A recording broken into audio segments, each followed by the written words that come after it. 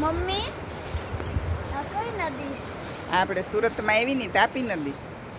આ વાઘેચા ગામ છે અને આ વાઘેચા ગામનું વાઘેશ્વર મહાદેવનું મંદિર કેટલું સરસ છે. જો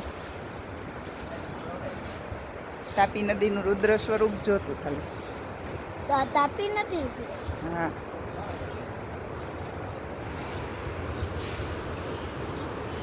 કેટલું સરસ.